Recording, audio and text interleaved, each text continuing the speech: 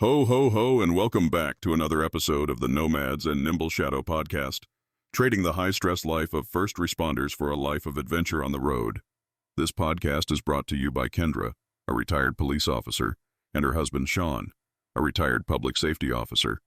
They have been on the move since August 9th, 2025, and are currently living in Central America. Traveling with them is their service dog, Django Aloysius Delicious McJefferson, a.k.a. Senior Guapo. Let's get this thing started.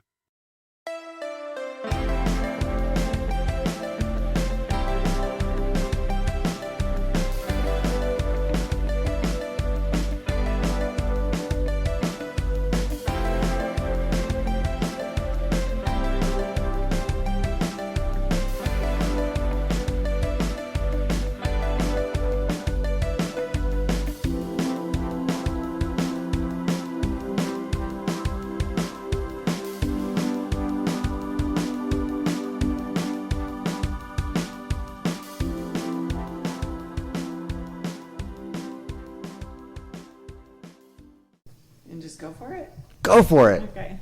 Welcome back. Christmas edition. First annual Christmas podcast. And we have we have a special guest. Hi, I'm your special guest, Emma. Special guest director of the podcast. She's going to be asking the questions today. Oh. And we'll go from there. Thank you for being here. I appreciate that. So Christmas in Central America. Yeah.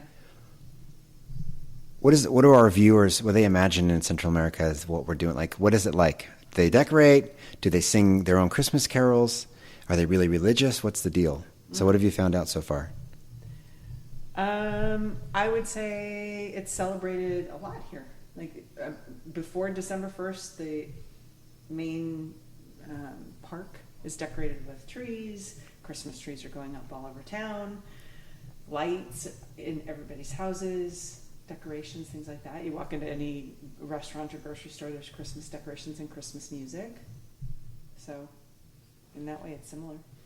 In which way is it different?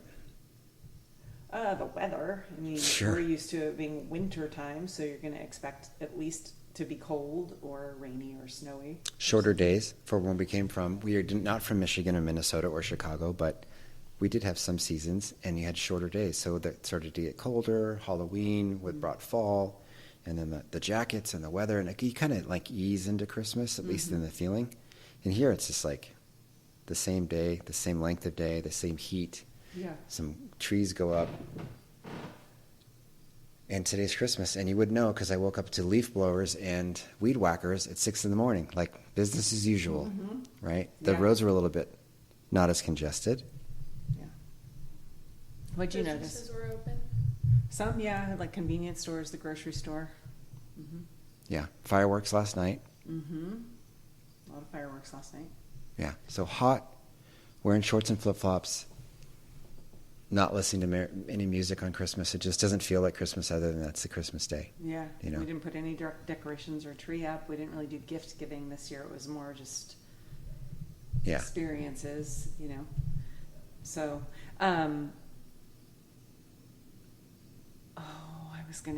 what I think is interesting is the Christmas tradition. So pretty much the whole country goes on vacation.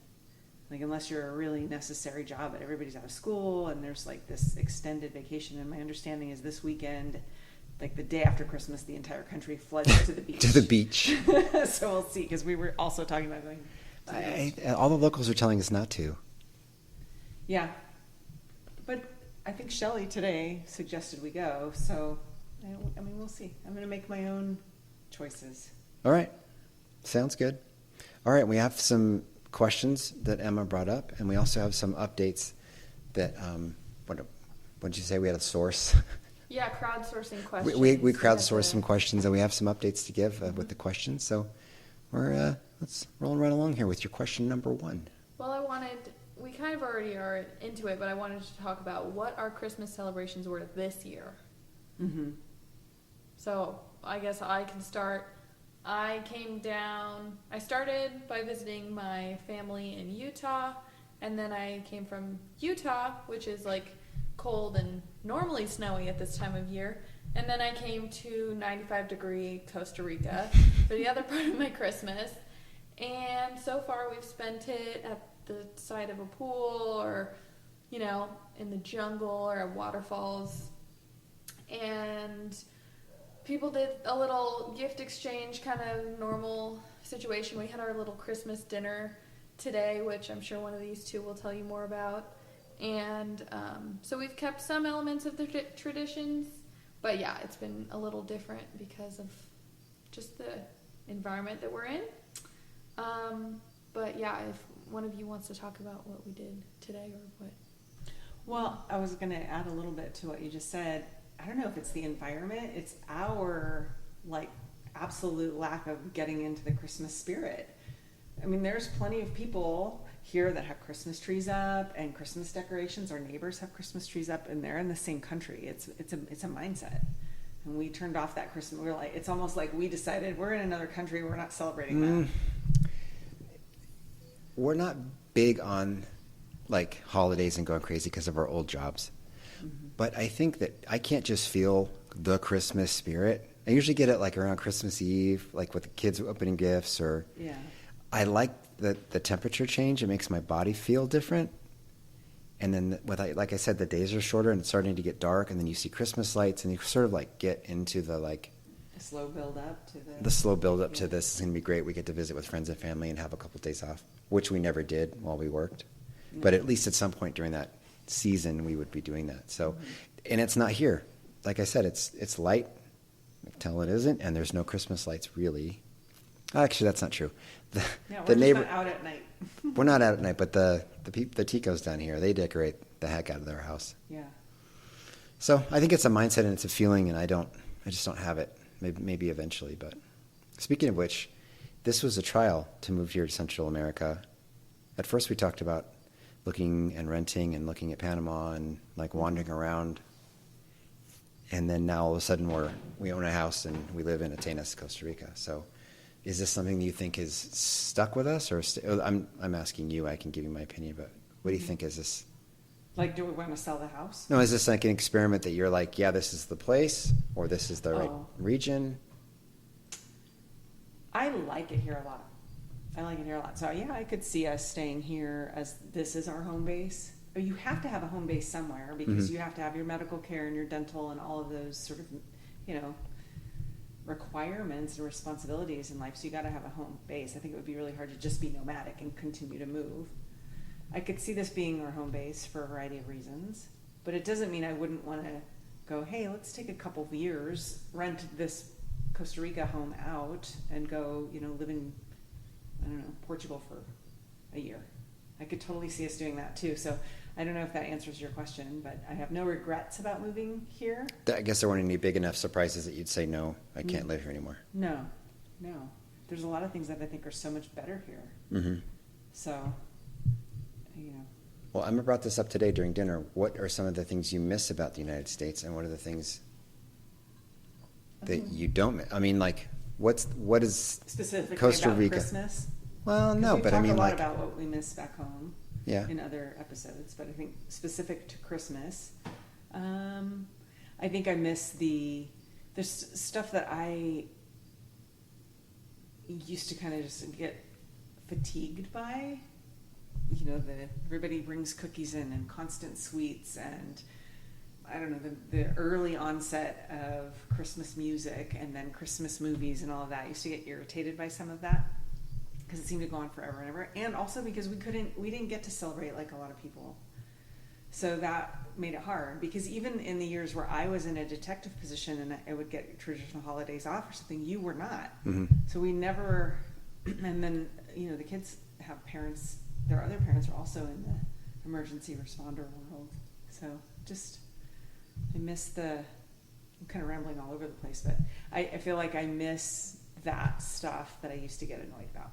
That's what I'm trying to say. Like, you took it for granted. I took it for granted, like, the Christmas cookies and all the pastries and those damn songs. Christmas cookies. Yeah. I haven't had a Christmas cookie in a year. I haven't had any Christmas cookies. There's fireworks going off outside the window right now, so Right. it's celebrated here in a different way.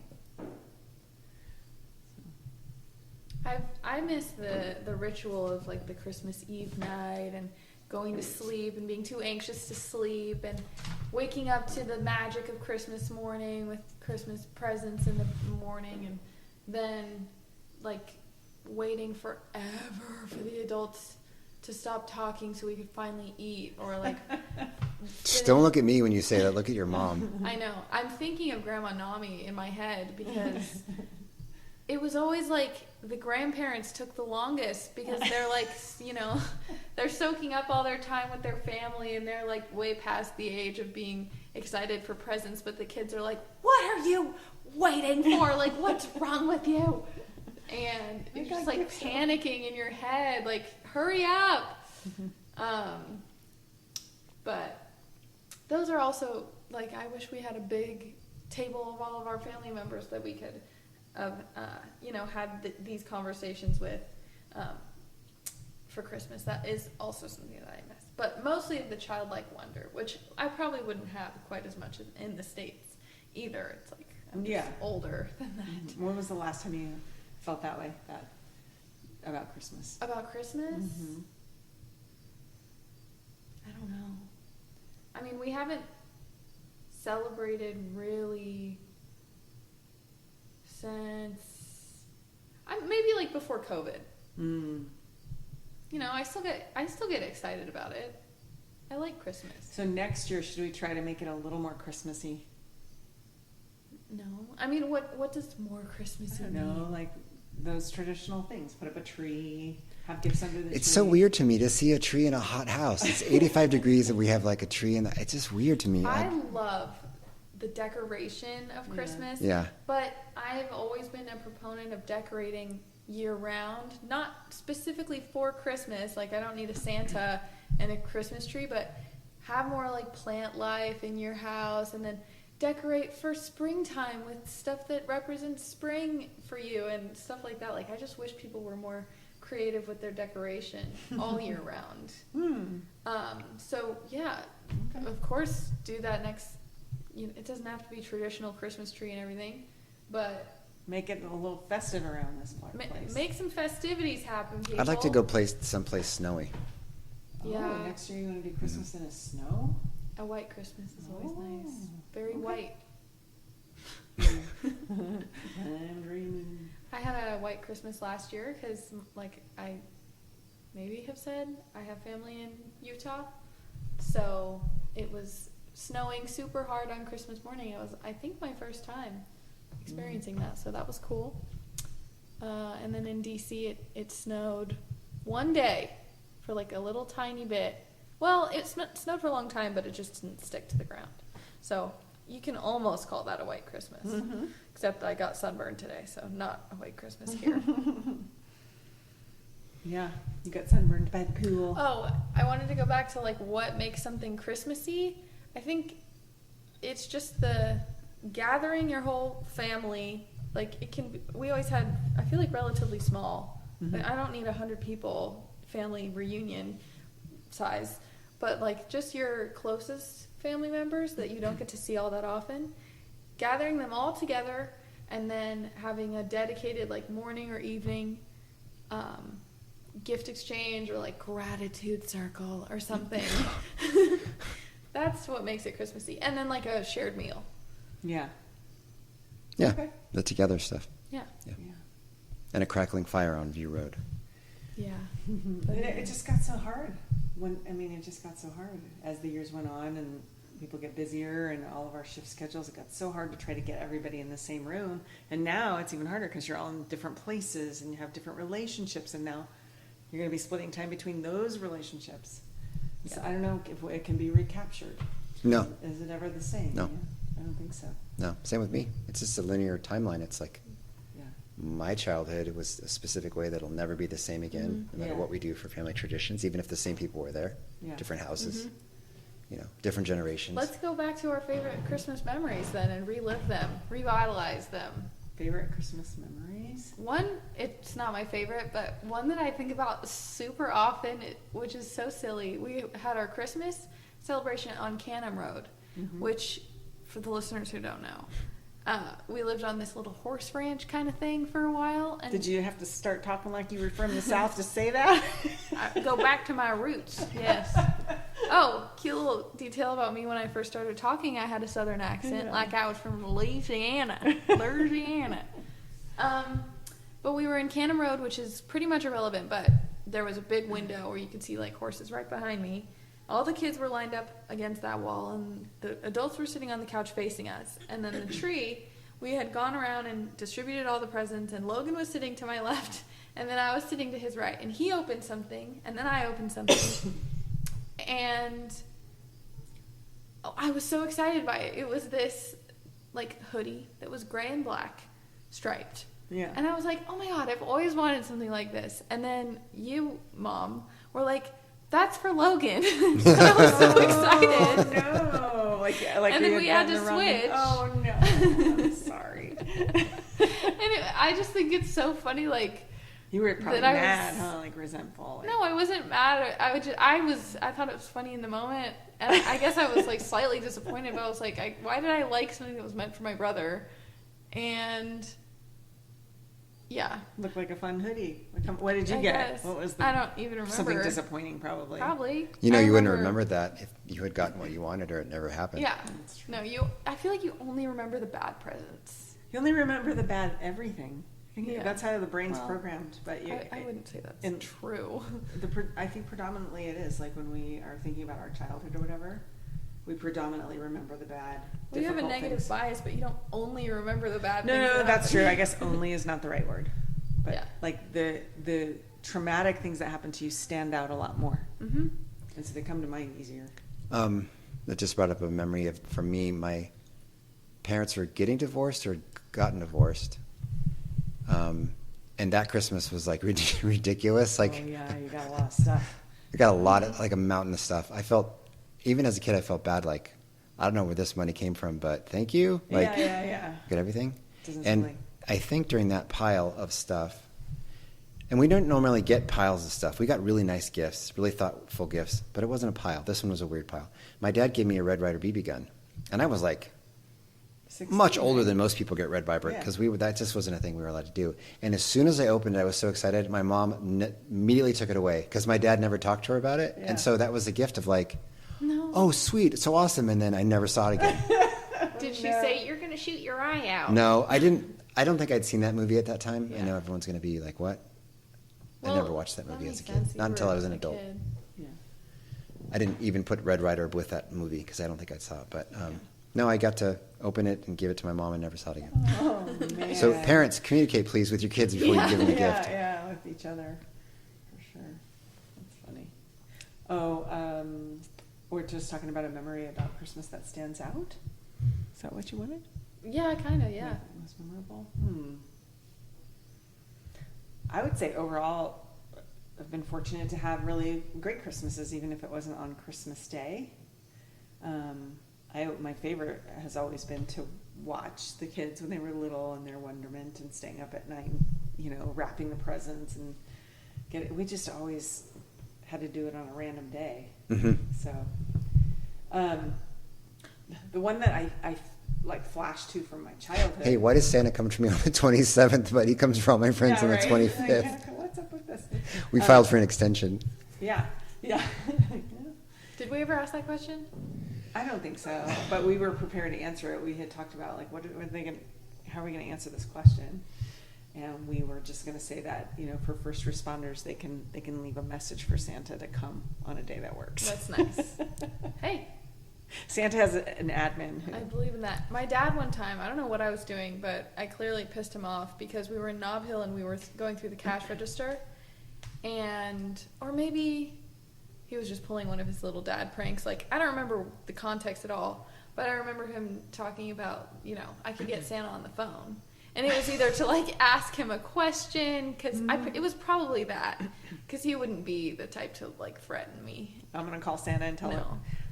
That's not his style, but it is his style to say, like, when I would ask him a question about why is that named that, he would always say, like, because broccoli was already taken, or, we'd have to call like whoever, whatever. He says dumb stuff like that.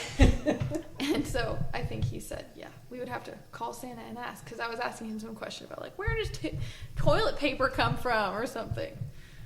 Sounds like an annoying question you would ask. I don't know. For sure. And then I grew up to be a philosophy major, so that makes sense. Why? Yeah. Yeah. Do you think you remember yet? Oh yeah, just from as a kid. I remember my grandparents, when they lived in San Diego, they had this, it felt like this really large living room. And my grandfather had a bar in the corner, and then it was like a step down sunken living room. It used to be a garage, and there were bench seats along the window, big like platform window. And there was this bench seat. So you picture this big open room. And my grandmother would always have presents for everybody under that tree that were like waist high. Like just a ridiculous amount of presents. And my aunt would get on the ground and sort them all. Pass. Okay, this one's for Sean. It would take forever. And it would, right? That's but my thing. Yeah, it's like in our family pretty small, but in that family it was a bigger family. So, and I remember this one time where it just seemed like I got like really disappointing presents. Like I think I was newer to the family. My grandma probably didn't know me as well as she knew my cousins who stayed with her or who spent a lot more time with her. So I don't think it was intentional. But I would watch them get this huge pile, and it was always like really cool toys and army men and things that they wanted. And then I'd open up just things that were way too young for me, or things that didn't fit me, or underwear, or stuff like that. You want really like a felt. thoughtful gift, yeah. Yeah, I really remember how that felt. Must be hard for your parents to watch that happen too. Oh, for sure. Oh my gosh, I'd be so upset. Yeah.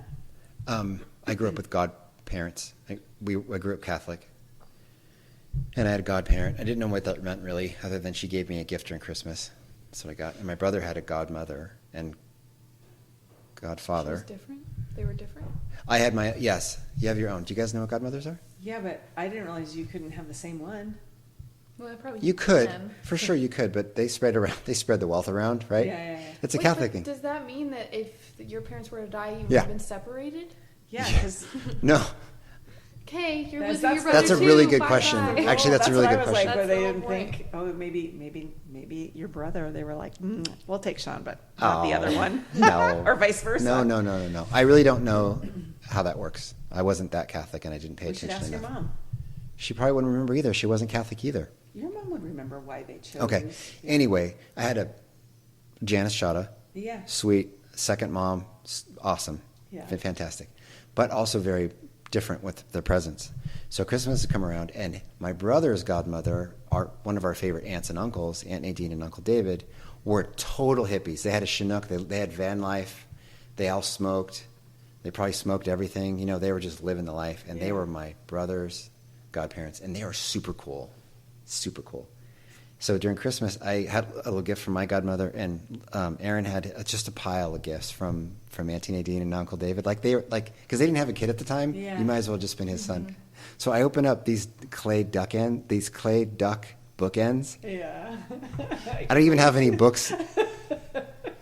You were a voracious reader, so you probably did have books. Maybe. I was probably more thoughtful than I thought. And then I watched my brother open a G.I. Joe jet, which was like $100, plus all the accessories that went with it. And I was like, man, I got like, my godmother's not cool. Yeah. Right. Dang. But I Couldn't think you that at least It's communicate tough right? with Godmothers? kids. Like, yeah. I It's think, tough. especially, I see kids these days do like, here's what I got for Christmas. Here's one $2,000 iPad and an AirPods, but my parents didn't get me that trip to Italy that I want. And I'm like, yeah. oh my God, you guys are so out of touch. terrible. Even like us talking about these little gifts and stuff, it's like, it's very focused on the material aspects of Christmas. And because, like, your family probably just didn't know you that well. Like, how do you buy for a kid? It's so hard. Yeah. So. Or it was like, who's coming? They Yeah. have a what? Yeah. Oh, shit. Go get the aluminum foil and wrap that. Yeah. Yeah. It's like gift giving is so hard when it's forced. Yeah, and I have a different twist in that too. So my mom was very aware of that, and she has two sons that are almost the same age with the same interests. So bless her heart, she didn't want to have the whole comparison thing that he and I would definitely do. And if he opened up a baseball glove, I knew I was opening a baseball glove. It was very fair. And I don't know if that's a good or a bad thing. Well, it ties into another point that I was going to make, which is I think that you two did this really well with pretty much all of the holidays that we celebrated, was like the creativity in like the magic of it. And like I remember the Easter egg hunts in Cooper's Hawk was always really fun. Oh my God, they were so hard.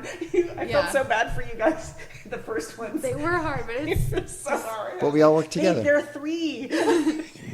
But we remember that stuff. And one of the other Christmas memories I have is when we all came down, running down the stairs in Cooper's Hawk. We were so little, and we were excited to see what Santa had done to the house. And I think it was Sean, because I remember you saying, like, it was Sean.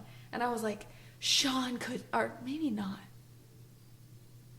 I don't remember. Somehow I put together that it was you, but not that, because I believed in Santa at that time. So I don't know how I put this together. Anyway, we came down the stairs, we go into the living room, and there were, like, boot footprints of ash coming out of the chimney, and then he had made Santa had made a letter and signed it with like this really fancy cursive S, and I was like, oh, that's the most beautiful thing. Like, it has to be somebody who's magic who made that.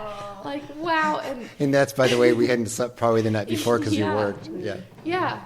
And so that's another thing, like the magic and the activity and like that stuff. The more creative you can be with that for parents would be good. I think creativity is so good for kids, and they really are so like.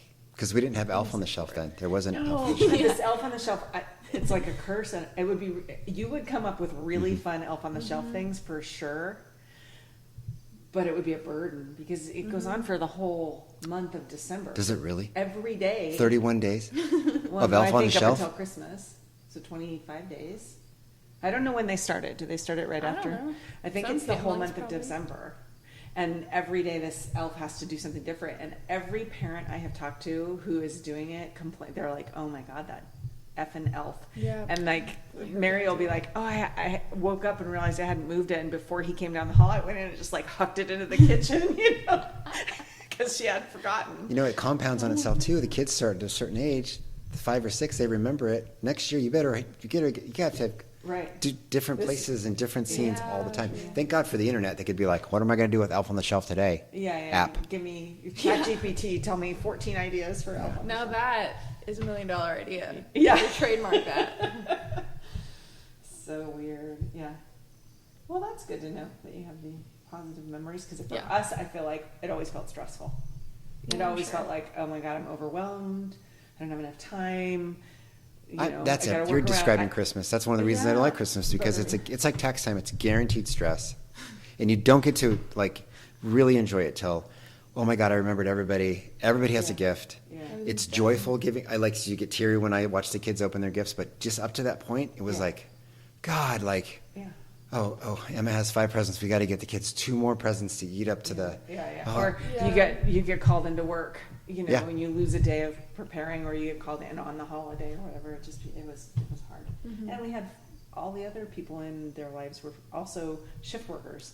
So it wasn't just our 2 Yeah. shifts. We were navigating around your dad's and Tammy's and Katie's for the longest time. Like, okay, who has Christmas off? So it didn't take us long to be just like, if you've got it off, take it. Like, we don't care. We'll do it another day. Yeah, and that's why, because of all the different shift work that was happening, we would never be off on the same day. You'd have to work Christmas Eve, I'd have to work Christmas Day. That's why we started volunteering for shifts. Right. So I'd be assigned Christmas Eve to work, and then you'd have to go to work. So I would volunteer, and that felt good too. That's what I liked about Christmas season was like, of course I got paid for it. Let's not go crazy, but like to volunteer so someone could take it off with their family.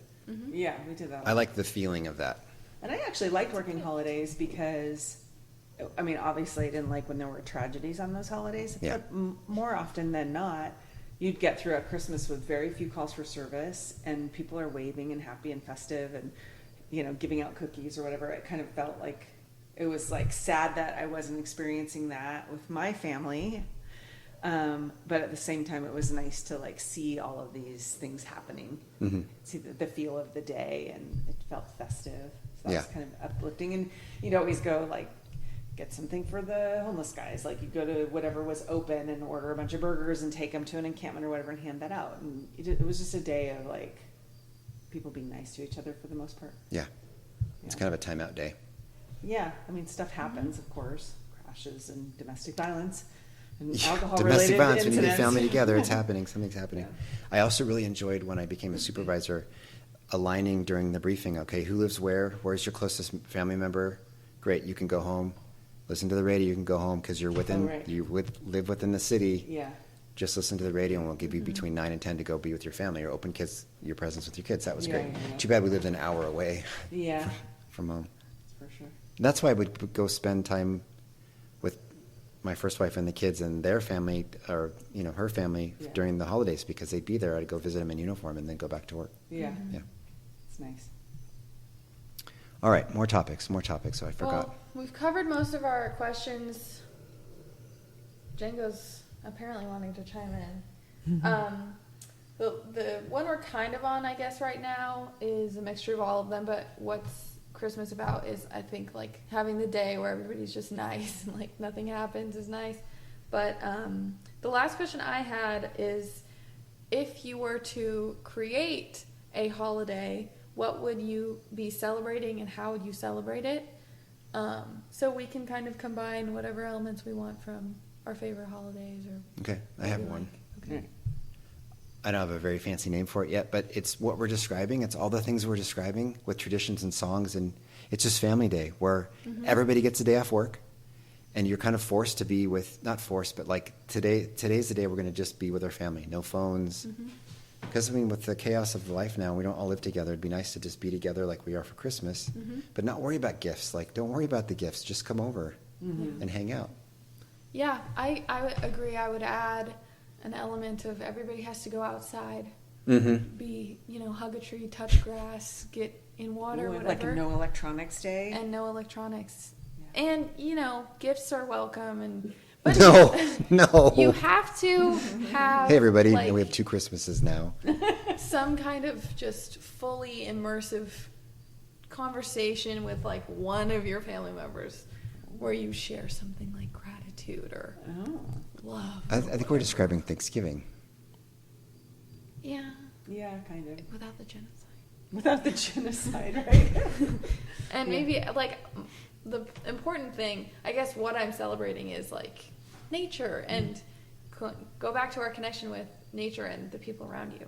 Because Thanksgiving kind of has that, but it's kind of superficial at the same time. No offense. And it really makes light of, like, a really, really bad thing. All right, let's not get philosophical now. I'm torn between 2 different ones. In Rwanda, on, like, I believe it's like the first Saturday or the last Saturday of the month, the entire country is required by law to spend however many hours picking up trash. That's awesome. It's like the cleanest country in Africa now. But how do they enforce that? That should You happen can get a every week. citation if the police find out that you're not there or whatever. You can get a citation. Even the president does it. Okay. The president. That should be everything. a thing every single week. I like something in the Jewish tradition is like a day of no phones, kind of just like chill with your family. And there's another, I don't know what it's called, and I also don't know what this thing is called, but I think it's Shabbat, where like it's basically like a little Thanksgiving, like you celebrate with your community in like gratitude for what you give to each other, kind of thing, or you like try to give someone, I don't know. Yeah. Try to give someone something, and so I think that's a good element. But yeah, you have to pick up trash every week legally, I or like else I'm it. gonna arrest you. Jeez. And what's nice is everybody does it, and it seems like Yeah. it's not a burden. It's a community thing. People can, and then I mean, there are of course exceptions if you have to work, or if you, I don't know if work is one of them. Maybe you're in a wheelchair, you're disabled. Obviously, you can't. But if you're able-bodied enough, then you're Well, supposed to be picking why up don't you trash. just instill it with our family? Why don't you say every Sunday we go pick up garbage for an hour? Okay, we'll go do that. There we We'll do go. that. Or holiday. Let's If do I it. can make up a card game, we can do We can this. do that. Why don't we take? Oh. We go on these walks all the time. Why don't we take a bag and just pick up trash as we I go? think about that on my walks to school every day. I pass, I don't know, 100 piles of little trash, and I want to get those pokey sticks that they use for like community service people and just walk around with them. Yeah. She's like a little old lady in it. Who can tell me in the audience right now what sitcom started during the opening credits of somebody walking in with an umbrella and poked up and picked up a cigarette with the tip of his umbrella, like one of those pokey sticks. I know. You Wait. do? Yeah. Is it The Odd Couple? Yes, good job. Oh, The Odd that Couple. makes sense. The only way I know The Odd Couple is because we watched Christina. Oh, Christina's play. that's right. That's right. The Odd Couple was a really fun show. You'd probably appreciate it. It still would be funny, I would think. Yeah. And then they did a remake of it later. Not as funny, but the original was funny. My second holiday, though, would be Pay It Forward Day. I feel like Pay It Forward Day is a day designed where you are supposed to reflect on something someone did for you that was kind and like random or whatever, and then part of it is you're like reflecting on that, and then you're paying it forward that day to somebody else. So it's like Shabbat. I guess so. I don't know enough about what Shabbat Me neither. Maybe is, can you but- look it up? 'Cause Yeah. We don't have a Jamie in the back to The look Jamie at. Pullett video. Yeah. Django, help. Yeah. The Odd Couple was a movie with Walter Matthau and Yeah. Jack Lemmon. Yes, I think that And was. then they did a series off of that. Yeah. I want to go back and watch that You now. want to watch the movie or the series? The movie. I loved the series, but I don't remember much Yeah. about the movie. Okay, good holidays, everybody. Good holidays. Are you close? Is that it? You're closing out, or No, absolutely Okay. not. No, good 'Cause We holidays. still have our crowdsourced. I'm ready for crowdsourced questions. It's crowdsourced question time, everybody. Yeah. Yay. I can't really read because BJJ. Sean was really. I had a question Okay. about how Yeah. it's going with jiu-jitsu. How did you find this community? How is it going? How is it different? And the answer is, wow, okay. I'm not the guy, I think we've talked about this before, I'm not the guy that can wake up at 4 in the morning and do a CrossFit workout 6 days a week and eat protein shakes and measure my food. I'm not that guy. I wish I was. Jiu-jitsu is the most dedicated I've been to anything, I think, any time. I've always started stuff and never finished it. Everybody in life starts, I'm going to do this diet, I'm going to do this, I'm going to do that, and they never stick with it. Well, I have to hold myself accountable for something. I'm 52 years old.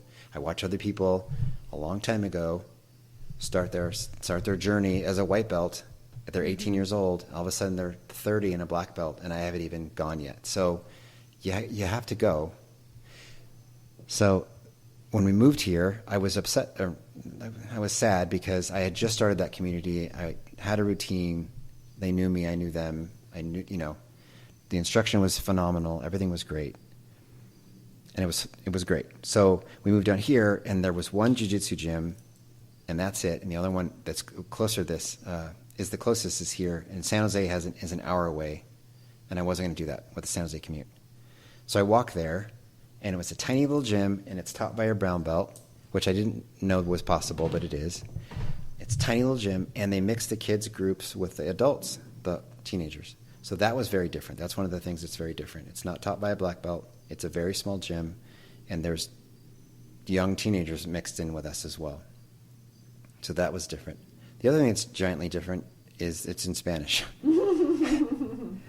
And I'm surprised that's the second thing you pulled up. I would think that would be the first. Well, he's gesticulating and doing the stuff as you do it, but he's giving key points and technical things and details that are important that I'm missing. I'm totally missing.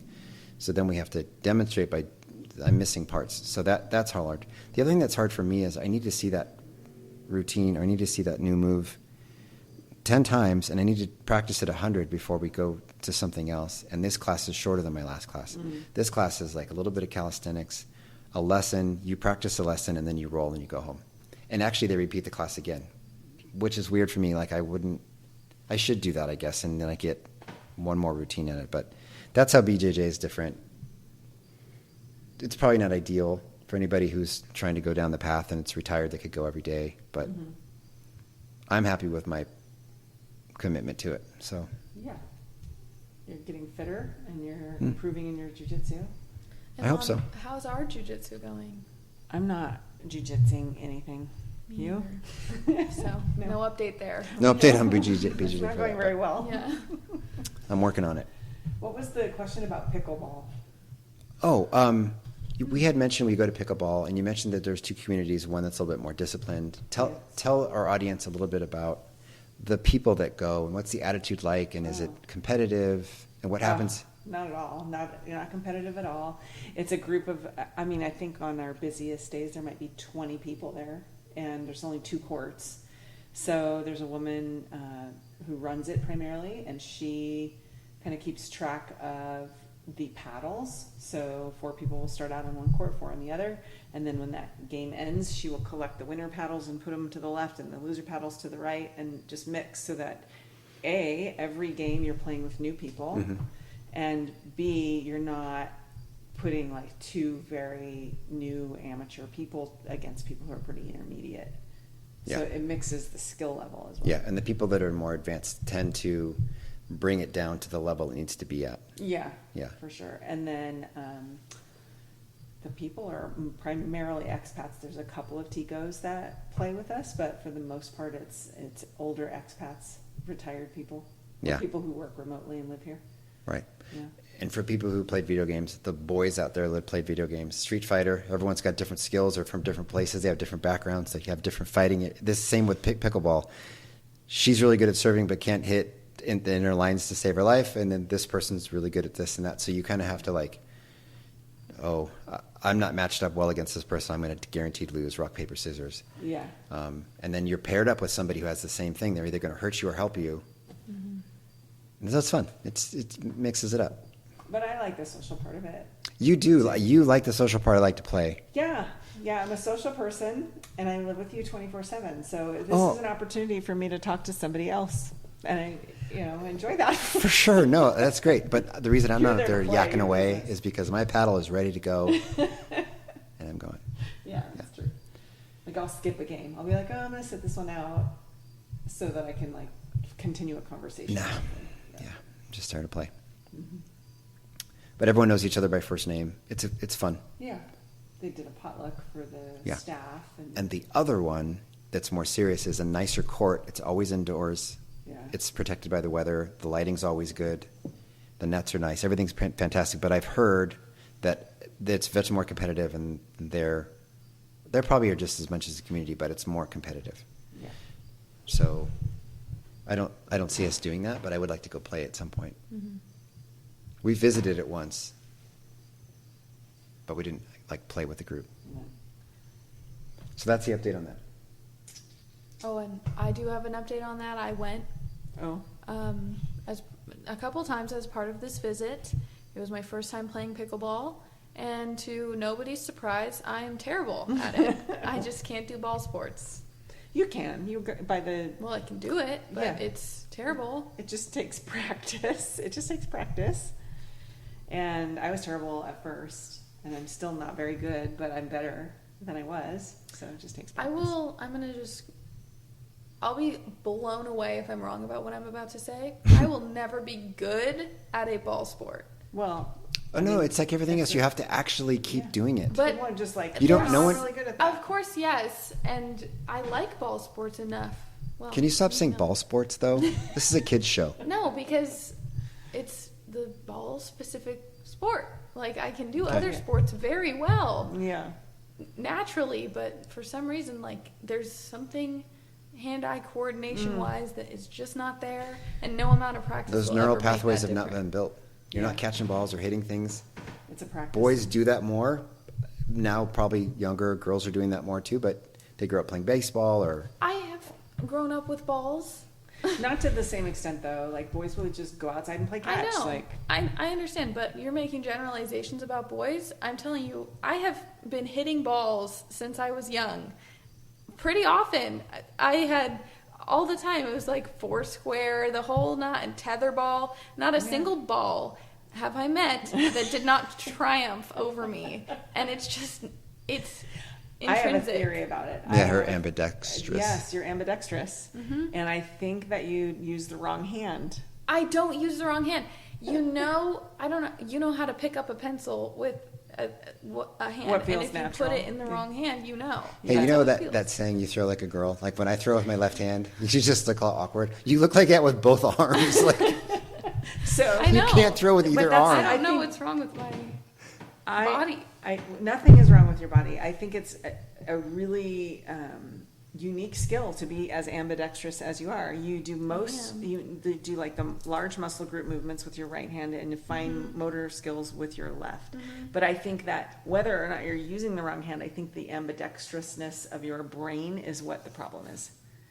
That's what I think. Maybe. Because I think it maybe requires a more definitive side of the brain to be higher functioning to do that movement, but because you're kind of high functioning on both sides, maybe there's a conflict. Who knows? You should be studied. You should be studied. You're right. I don't practice ball sports that much. No. If I practiced every single day and was super dedicated, then I would become. Is your good. game improved from playing 3 days a week? Yes, and I'm not a ball sports person either. I didn't do any ball sports growing up, and so I too was like, "Oh, this is terrible and no fun," because he's really good at these things, and his eye-hand coordination's really fast, and I'm not fast like that. So it was frustrating at first, but I'm getting much better. Like I don't get nervous about playing now. Do you think you will ever be objectively good at a ball sport? I think if I did it frequently enough and Sure. consistently enough, yes. Oh yeah, it should be really good. Yeah.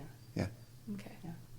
It's just don't think I repetition. could. I think I could be a good artist. I could be a good at anything if I put enough work into it. I don't think those things are inherent. I think it's work and interest. And I think it's both. there's some talent for sure, but I think I could do it if I had the training and the practice. Well, the older I get, the less fast I'm willing to move. So let's talk about my brother. Oh, random. Segue. If you think about I like to play hacky sack with Logan, right? But we're not that good. We'll hit it like 3 or 4 times to each other, and then I forget about it until I see him again. I beat my brother by a point, half a point at cornhole once. Never even thought about the game again. He dedicated his entire life for at least a year before I played again with him, and he was a different person. Like he watched all the YouTube videos. He met all the people. He joined all the communities. He practiced every day. He made his own boards. It was his absolute obsession. If you did that with any ball sport, pick a ball sport, handball, a lacrosse. If you dedicated yourself to it, and me, if I jiu-jitsu, which I don't, if you dedicate yourself to something, you'll be so good. He's so good now. No one wants to play him. Yeah. Sorry, bro. Love you. I'll hang out with you and talk to you about deep conversations. I do not want to throw a cornhole next to you. Right. It's no fun. Dumb it down It's for the no rest fun, of us, Uncle Aaron. Yeah. That's how I feel sometimes when I play with you in pickleball. I know you try really hard to dumb it down, but there are times when you let your skills come forward and you send one to me faster than I can react, or I was so mad at you today because I have To me, I didn't play you today. no. Whenever it was the last time we played yesterday. Okay. Where I'm dealing with the Achilles tendinopathy. My Achilles is killing me, and I'm at the back line, and he dinks it barely over the net, so I have to run forward. No, you give me too much credit. You give me too much credit. Sometimes 3 times in a row. You're giving me too much credit. I would never do that to you on purpose because I'm the one that has to carry you to the car, and I don't want you to get you hurt. And I know you're hurt, but you're giving me too much credit. I can't. Sometimes I'm just returning it and trying to get it over the net. Other times I have enough time and the wherewithal to put it where I want to with its spin or speed. But on those occasions, I'm just barely returning it to you, and it trips over the net, and you're like, "Oh, thanks a lot." Like attempted murder charges over here. It's just, I'm trying, but I understand. I guess you're more. But how do you can dumb down pickleball, but how do you and you can dumb down jiu-jitsu, but how do you dumb down cornhole? You just huck it over to your right? Just forget about all the crap that you developed over the years and throw it like a normal Once you have a good person. golf swing, you're not going to be able to Play with your left hand. play with your left hand. He There probably you go. does. Probably. He probably has just as practice Because on that. you played Emma with your left hand yesterday, and me. Did you play me with your left hand too? Yeah, you played me with your left hand, you punk. And whooped my... Yeah. No, but remember when you and I just used to try to rally and volley, and that was kind of fun. Yeah. Well, I literally can't do that with my right hand anymore because every time I hit it, I'm doing something to it. Oh. I can't just return it to you. I don't even know how to do it flat anymore, just a flat return. Oh. I can't do it, so I have to do it with my left hand, and then I could barely get it over the net, but it's flat. Yeah. There's no weirdness to it. Interesting. Yeah. Well, people that play ping pong, it's all the spin and the angles and the speed and the Yeah, and the size of the ball doesn't really matter, right? It's the position that you're hitting the ball and the rotation of the ball that you're factoring in, whether the ball is big It's or a small. wiffle ball for the people who grew up throwing wiffle balls for pitching, which I never did. But you can manipulate it in such a way that it catches the air. And you can see the ball. When I hit the ball, I can watch it go like this. And have you heard people serving it? You can hear it go by you. It's like, Yeah, whew, yeah. it's doing some stuff. So I do enjoy it.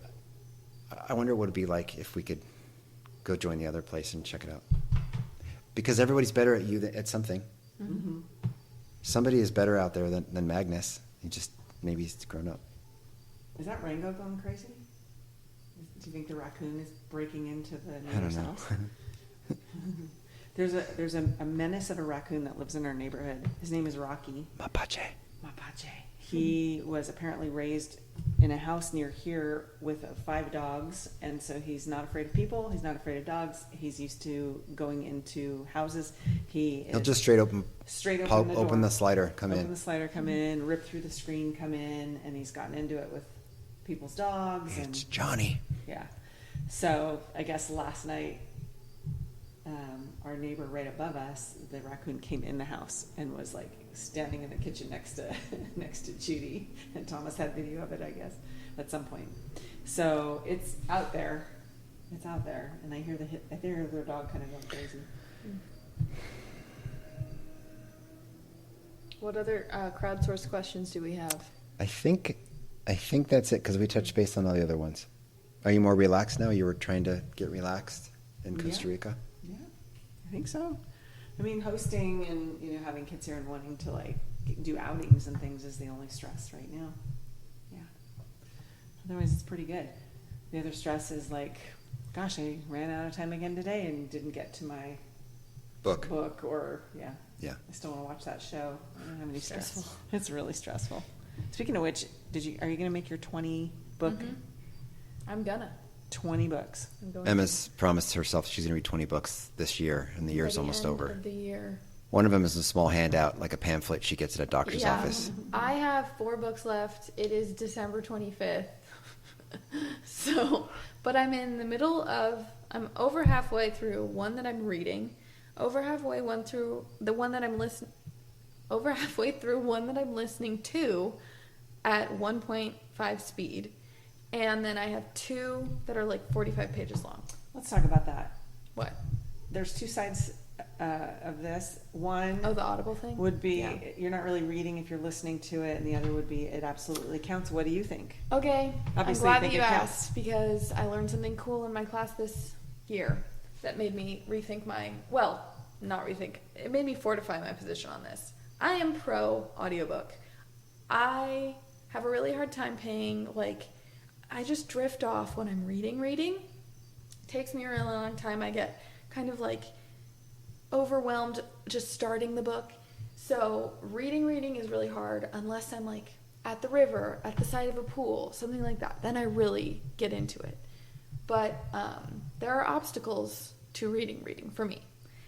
Audiobooks don't present the same, they're so much more welcoming to me. I can get them for free on the Libby app that I use, and I once I discovered that, I started reading way more. I've learned a lot. I've gotten back into being able to read now way easier.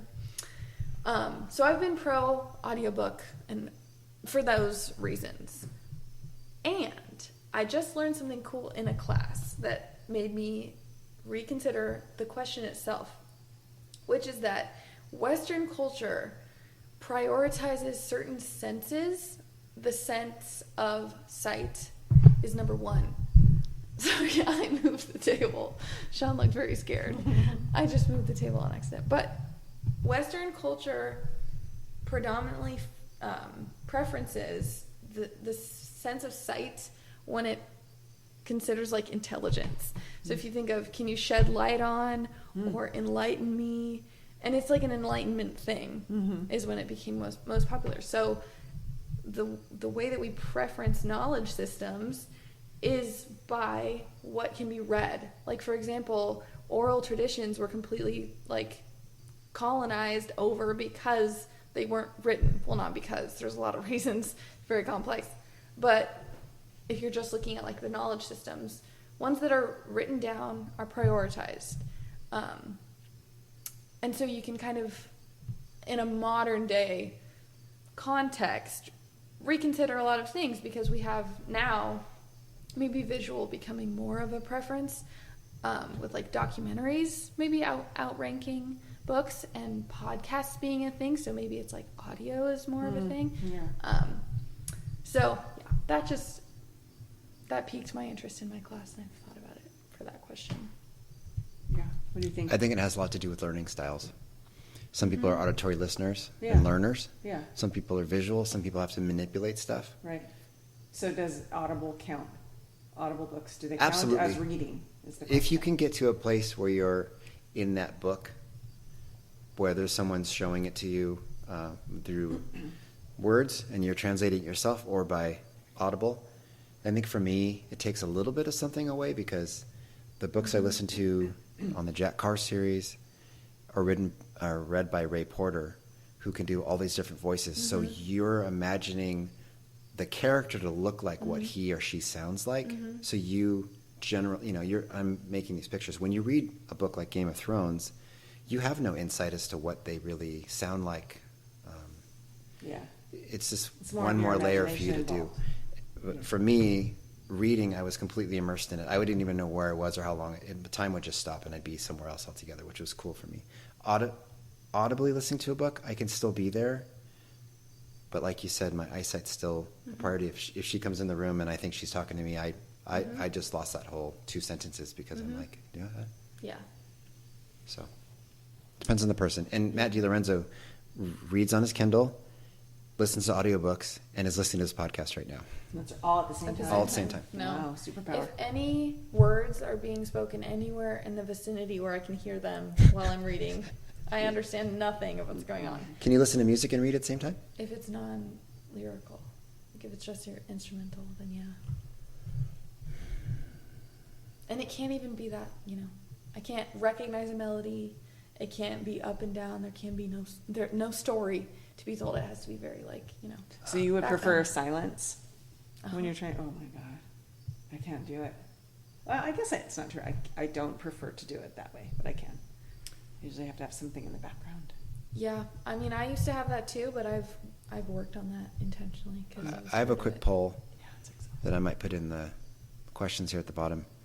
I want to make a generalization because every woman I've ever talked to about music usually focuses on the lyrics. And I know that can't be right because I'm super music based. I love poetry. I rarely ever listen to the lyrics unless a couple words catch me, and then I'll read the lyrics and really appreciate them. But I'm 99% into the music. But I think that you brought up, if there's lyrics in a song, you can't listen and read a book because you're listening to the words. Not me. How about you, honey? I think that I'm focused more on the lyrics for sure. That's weird. Yeah, Me too. yeah. The storytelling. I like the storytelling. Sometimes your music, like the music you like to listen to, I enjoy quite a bit. But not during certain times. There are times when I find it to be agitating because it doesn't have lyrics, because it's just this repetition and like sometimes the intro is too long with the same thing, and I'm like, do something different. It takes too long, and then it'll get to something where there's an annoying sound in there. That's all I can hear. So yeah, always lyrics. Yeah, every song I've ever really fallen in love with was because of what it's saying.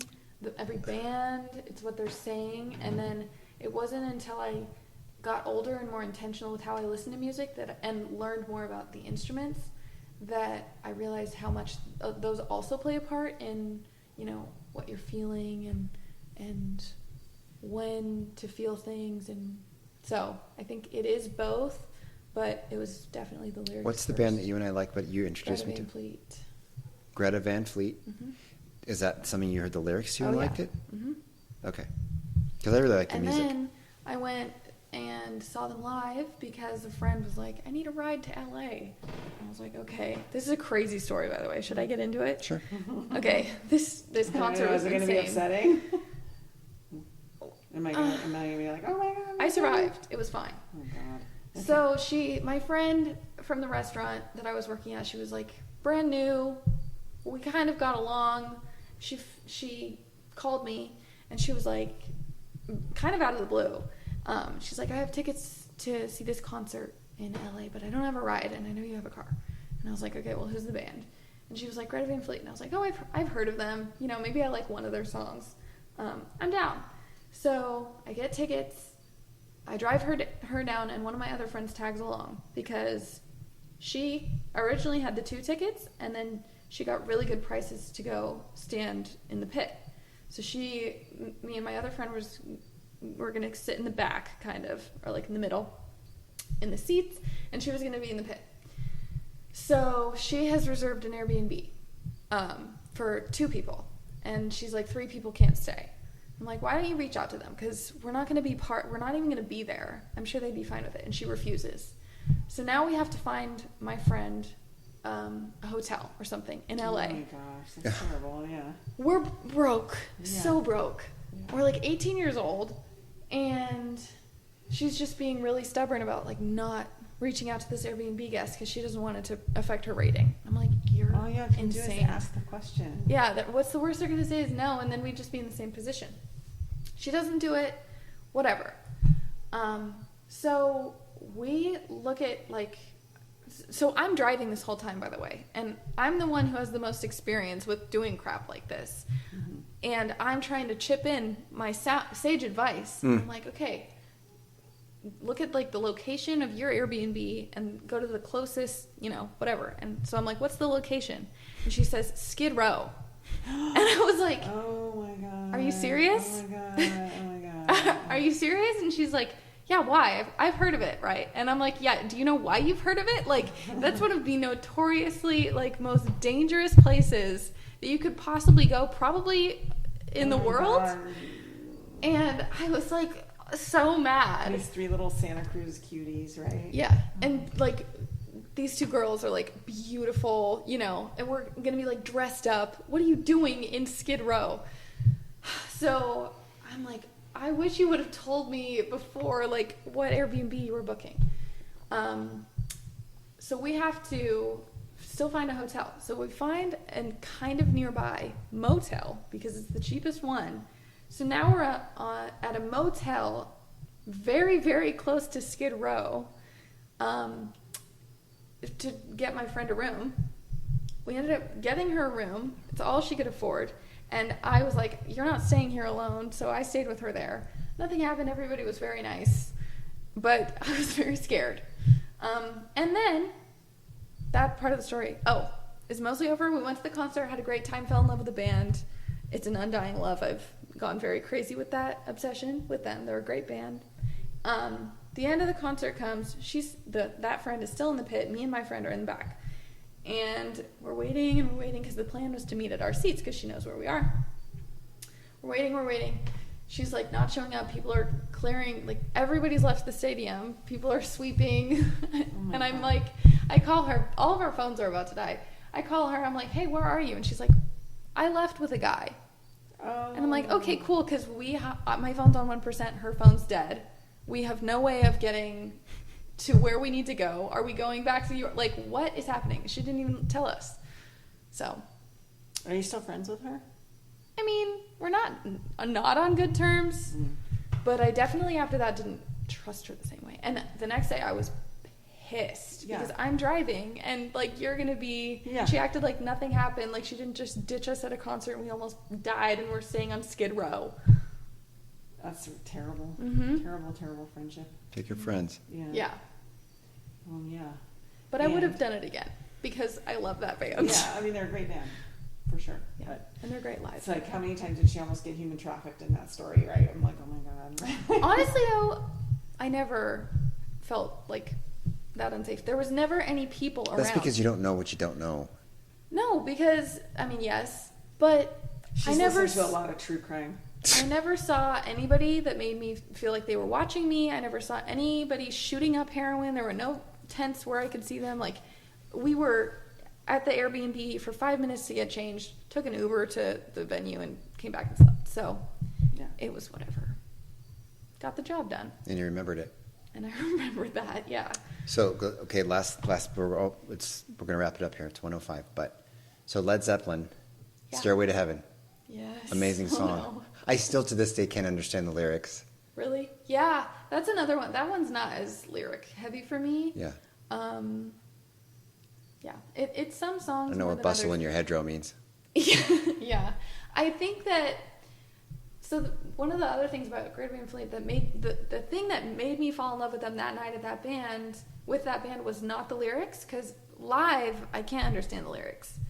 I'll understand like the chorus because it's repeated a lot, and then if I've read the lyrics to a song, then I'm like, oh wow, and then I can really understand it. But he did this incredible guitar solo. If there's a guitar solo that like, or any kind of musical, sequence that like tells a story that's very sequential, it's the same as lyrics for me. So like Stairway to Heaven is like that, iconic guitar solos, and then The Weight of Dreams is that equivalent for Greta Van Fleet. Everybody can listen to it. It's a good one. Yeah, you should watch the video too, because he's a character. He does like a whole back bend when he's playing. I brought up Stairway to Heaven on purpose. We're going to end this podcast. Oh, no. Yeah. We were Do on you remember, though, in the olden days when we were growing up, and if you wanted to know the words to a song, right? No way. You had to sound like them out. No way. You had to like hit stop. Yeah. Well, at first it was on the radio, right? So you just had to wait until it played on the radio again and try to like figure it out, right? Or you would buy the cassette, and in the cassette it would have sometimes, not always, only for like the most popular one. Yeah, and if you have the cassette and then you have a cassette player, then it was stop, rewind, play it again. What was another that? thing that Kendra had that I didn't? Stop, rewind. Record and play recorder. Well, you had a brother. I was an only child. Yeah. I got to do something. She can't get 2 voice recorders or whatever. Yeah. Oh, Stairway to Heaven. So you tell the story. Okay. So we were on our way. We had gotten River up. rafting. We went river rafting. Yeah. We had gotten up at the butt crack of dawn. It was me, these 2, and then the other 2 kids that you have met, Maddie and Logan. We were going river rafting. No, it was Delaney. Nope, it was Maddie. Okay. I have pictures. Lainey wasn't there? No. Oh, she didn't want to go rafting, maybe. I don't know. It doesn't matter. Remember. Go on. I'm sorry, I interrupted your story. So we're on our way, long drive to the American River for whitewater rapids rafting. We are pulling in to the hotel. It is still dark outside, so that tells you how early we had gotten up. We're pulling into the hotel, and whoever had decided, it was either me or Sean probably, the last song we're going to listen to, because we're really into the music. We're a music family, so we've been playing songs for each other this whole time. That's one Each of our person things. like takes this turn, right? I'm going to add a song, you're going to add a song. So that last one was Stairway to Heaven. Nobody's talking for the last hour, 2. We're just fully immersed. Experience the moment of the music. And we are like, what better song for the last 8 minutes of this car ride than Stairway to Heaven, which will take you on a journey. We get through the like weird, slow, lyrical beginning part, and everyone's, like, all right, I'm on the train. I'm intrigued. And then we start getting into like the guitar stuff, and everyone's like, wow, this is now we're getting somewhere, It's getting like more intense and more intense. It's building. It gets to the climax. And what does Mom do but fuck it up and somehow accidentally turn the entire thing off and like ditch our progress in the song? Like we can't even go back to the moment we were at. Just silence. And then it was just outrage. Like Sean and I probably were like I don't even know how to describe the feeling that we had. We went from a joy, pure over, just joyful, to homicidal rage. Yeah. Like, how could you do that? Get out of the car. Like, you need to get out of the car. I can't look at you right now. Yeah, you guys were so mad at me. It's like, what's wrong with you? Why are you doing anything with the phone when you should just be like taken by this song? Because I don't have that same musical inclination that you guys do. I had never even heard that song before you played it for me. You stop. Yes, you have. You shut your mouth when you're talking to the microphone. I never listened to Led Zeppelin my entire life until you. Never. And I would say in the second half of our marriage have been listening to the same music as you. Right? Sure. Yeah. I didn't know anything about Led Zeppelin. Well, clearly. Yeah. So I didn't know. Better not happen I didn't again. know what a big deal that was. I knew I had screwed up. I think I was I don't know what I did. This is also a very Play clear next. pattern of behavior. This happens like once a music listening session. She goes, "Oops!" It's like, dude, oh my god. I had to check Facebook. Sorry, I didn't mean to delete the entire queue. Yeah, we're like, awesome. Yeah, all of our hard work. So, All right.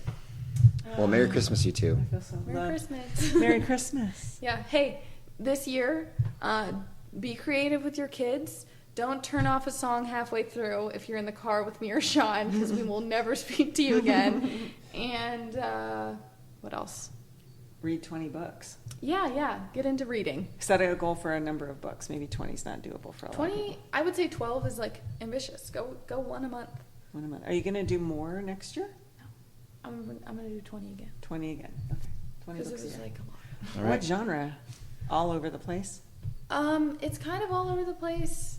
I listened to one entire audiobook of a sci-fi audiobook during the long drive to Utah from Santa Cruz. Mostly it's like difficult books. For me, it's nonfiction, it's philosophy, it's prose poetry I fly through. But yeah, it's kind of a mix. All right. New Year's resolutions coming soon then. Oh, Yeah. Sounds like a I resolution. have a questions to leave you for the New Year's? New Year's episode, and listeners, feel free to drop your questions below for the New Year's episode. Yeah. Yes. Questions, suggestions. Where do they do that? Is it on Spotify directly? Uh-huh. It's on Spotify. There's a poll that comes out usually, and then there's I an never see email. the results of these things. What's the... There's an email address that's attached to the podcast. I'll give it to you now. It's nomadsandnimbleshadow@gmail.com. One word, no caps. And you can send questions and topics and poll answers there if you want. Especially like what kind of holiday would you like? I can't make a poll for that. All right. All right. All right, We everybody. look Thank you so forward much. to talking to you next week. Next week. All right. Love you. Bye. Love you. Bye-bye.